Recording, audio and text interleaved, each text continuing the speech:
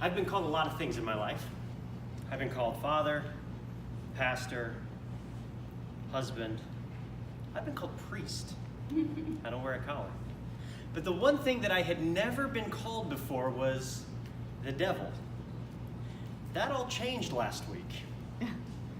I had made my way onto the plane and sat down in the exit row seat with the neck pillow firmly rested around my neck and my headphones on my head. This was a red-eye flight from Seattle to New York City. I was on my way down to the Dominican for work, and I was exhausted. The day before the trip was absolutely full.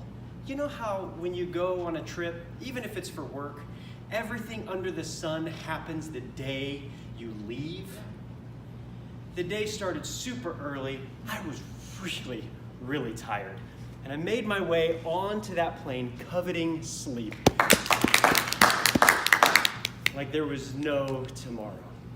I sat down, I nestled myself in, leaned my head on my pillow up against the window, tuned on Yo-Yo Ma, because what better music is there to soothe a restless spirit than Yo-Yo Ma's cello? Oh, it was great, and I immediately fell asleep. It was not a long process. I was out the minute I hit the seat. I was super excited because there was nobody next to me. I thought, oh, I've got a beautiful middle seat, all open. I can even spread out a little bit more, but I didn't. I just kept myself rested up against the window. The ding for 10,000 feet woke me up, and I don't know if I jumped. I don't know if I was man-spreading too far. I don't know if my arm was over the armrest. You know that imaginary line that's not so imaginary? I don't know if my arm was resting over it, but she looked at me, the woman in the middle seat, and gave me a glare. I thought, I'm so sorry. But I didn't do anything. I just politely nodded and went back to sleep. Or so I thought. I didn't have any chance to get to sleep because immediately she started to yell at me. You're the devil! Yo-Yo Ma could not drown out the scream. She continued to yell at me over and over and over, lacing it with profanities, everything under the sun. And I thought, what have I done? I am a horrible human being. I have no idea what just happened here.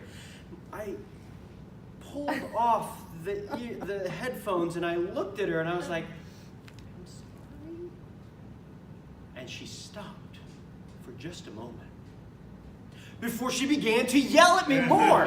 But she wasn't yelling anything about, well, she wasn't yelling anything about herself. She was saying, you're worthless. You're a horrible human being. I can't believe I'm stuck next to you. And I just froze. And she looked at me again. And she flipped the script. Why would you say those things about me? I haven't done anything to you. We're complete strangers. And I'm like, what is happening to me? I put my headphones back on, I leaned up towards the window, and I attempted to fall asleep in as small of a ball of human flesh as possible. I was then awoken probably 5, 10, maybe 15 minutes later. It was not a lot of sleep.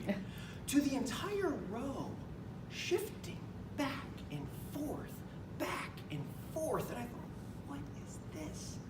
And it woke me up, but I did what parents do. I woke up with my eyes closed. Right? Because you don't want your kids to know that you're awake, and you just hope that they're going to move away. I peeked out of my eye to see this woman thrashing about in every which direction, and I have no idea what is going on, but wait a minute. Is she playing the air drums? She is playing the air drums. She's not playing a small set. She's playing like Def Leppard set. All 12 toms as she ratchets herself up and down the aisle. The poor woman on her left was getting beat just as much as I was, and her foot pedal kick was what was shaking the whole row back and forth, back and forth. Yo-Yo Ma, rescue me, please. I curled back up and tried to go back to sleep, but finally the movement stopped. I thought, now is my chance. Now I can get back to sleep. But I was awoken again by this terrible smell.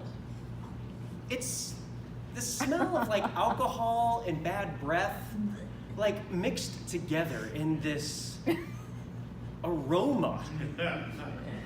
And as I opened my eyes, I immediately was thrust back into my seat because 12 inches from my face was her, just staring at me. To which she began to yell more and more and more and more at me. What is going on?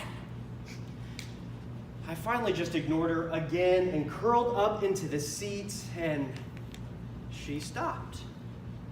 I peeked out to my left and I saw her snuggling with the poor woman to my left. She was wrapping her arms around her. Her face mask was on her eyes, and she was as tight and as rigid as a board could be. Finally, ding, the ding. Flight attendants, please prepare the cabin for our arrival. 4.5 hours, and I maybe got 30 minutes of sleep. Once we landed, the woman in the middle bolted off the plane, and my fellow tormentee lifted her eye mask, looked over at me, reached out her hand, and said, "It's finally nice to meet the devil." Thank you.